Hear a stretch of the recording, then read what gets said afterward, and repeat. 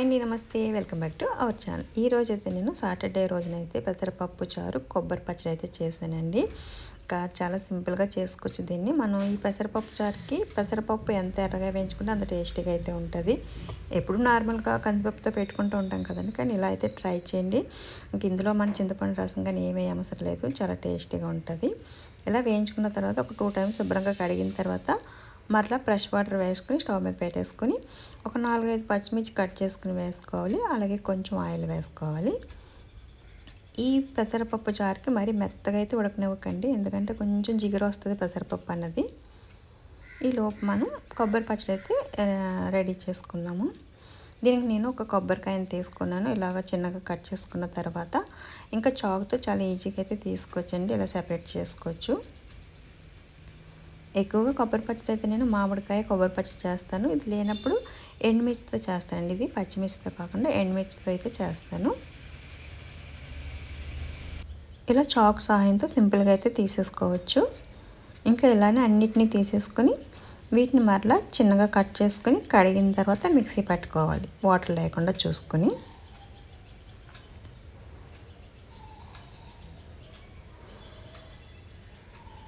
చాలా ఈజీగా వస్తాయండి మనకి కొబ్బరి ముక్కలు తీయటంలో అయితే చాలా ఈజీగా వచ్చేస్తాయి.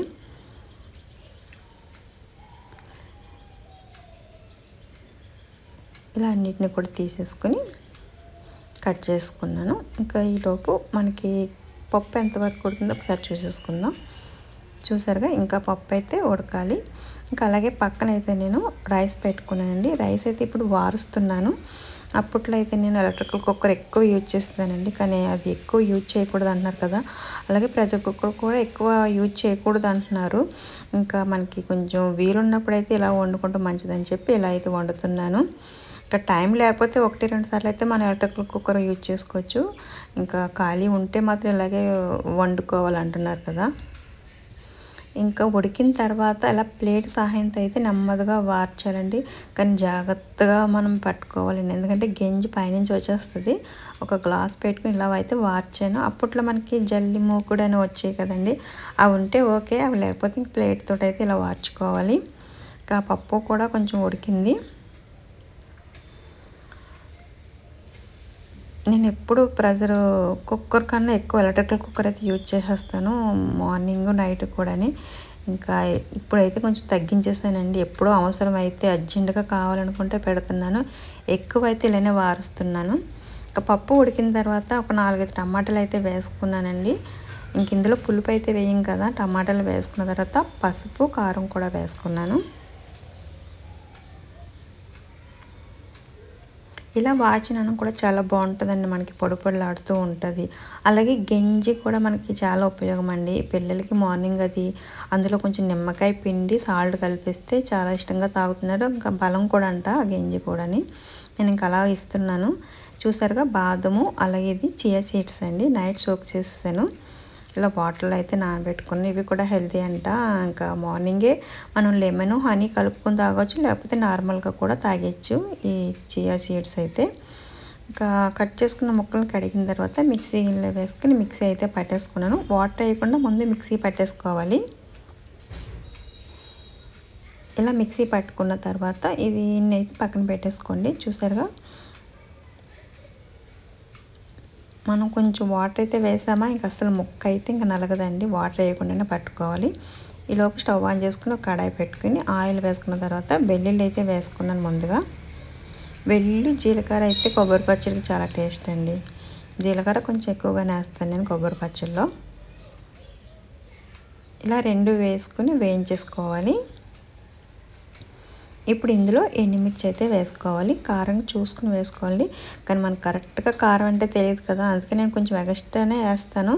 కొంచెం ఎక్కువ వేసిన వాటిని మళ్ళీ ఒక 4-5 పక్కన పెట్టేసుకుని మిక్సీ పట్టుకుంటాను. మీకు ఇంతకు ముందు ఒకసారి చెప్పాను వీడియోలోనే, ఎందుకంటే ఒకేసారి వేసేస్తే మన కారం ఎక్కువైతే మళ్ళీ ఎక్కువ అవుతుంది, మళ్ళీ కొబ్బరి చూసుకోవాలి. అదే కాకుండా పక్కన ఎండుమిర్చి పక్కన పెట్టేసుకున్నాం అనుకోండి, సరిపోకపోతే మళ్ళీ యాడ్ చేసుకోవచ్చు.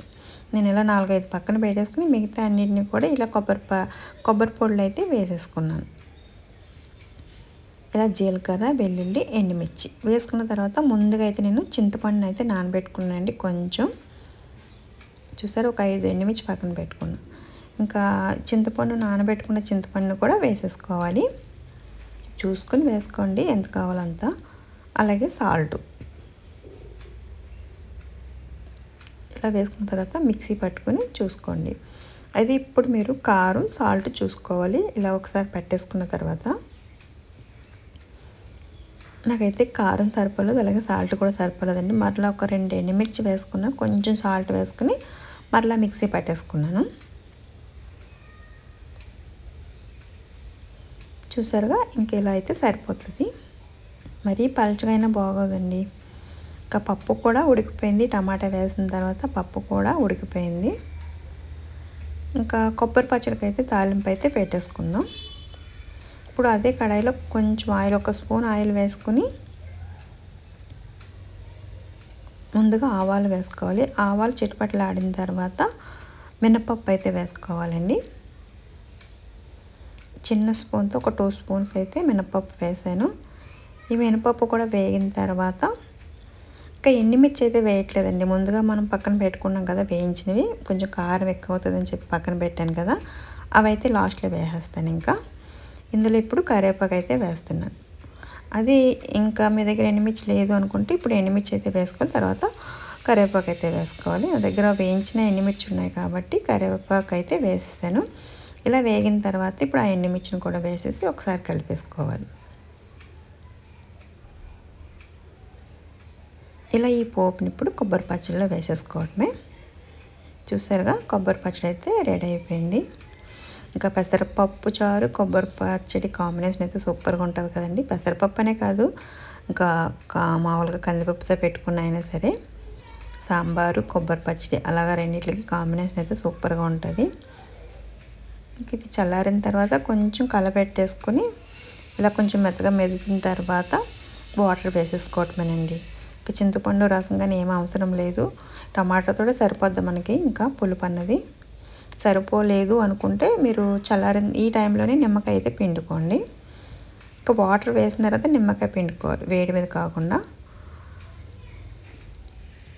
నేను ఇంకా అది మరగనిస్తాను. ఈ లోపు అయితే ఇంకా అన్నం అయితే ఇంకా ఒక దాంట్లో హాట్ బాక్స్లో అయితే వేసేసుకోవాలి. మనకి ఎలక్ట్రికల్ కుక్కర్ అనుకోండి, అలా హీట్ ఎప్పుడు వేడిగానే ఉంటుంది, ఆన్లో ఉంటుంది కాబట్టి ఇది ఏంటంటే మనం ఇంకా తీసేసుకుని హాట్ బాక్స్లో అయితే వేసేసుకోవాలి. ఇలా ఒక దాంట్లోకి అయితే నేను వేసేసుకున్నాను రైస్ని అయితే. ఇంకా చాలా సింపుల్గా ఉందండి. ఇలా కూడా మనకి ఏదో పెద్ద పని అనుకుంటాం కానీ వార్చడం కట్టని, కానీ కొంచెం దగ్గర ఉండాలి మనకి. అన్నం చూసుకుంటూ ఉండాలి, మరీ మెత్తగా ఉడికిపోకూడదు, మరీ గట్టిగా ఉండకుండా చూసుకోవాలి. ఇంకా పప్పుచారు కూడా మరుగుతుంది కదా.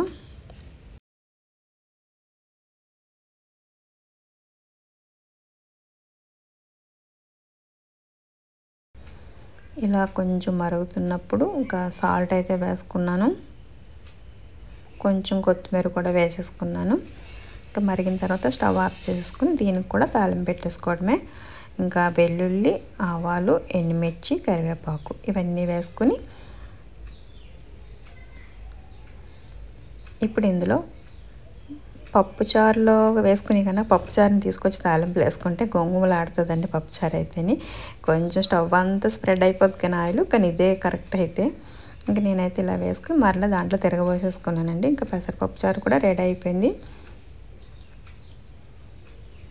చూసారుగా, ఈరోజు మా సాటర్డే స్పెషల్ అయితే పెసరపప్పు చారు కొబ్బరి పచ్చడి అయితే చేశాను. ఇంకా నా వీడియో కానీ మీకు నచ్చింది అనుకుంటే లైక్ చేసి, షేర్ చేసి, సబ్స్క్రైబ్ చేయండి. మరొక వీడియోతో మళ్ళీ కలుద్దాం. Please subscribe to my channel. Thank you.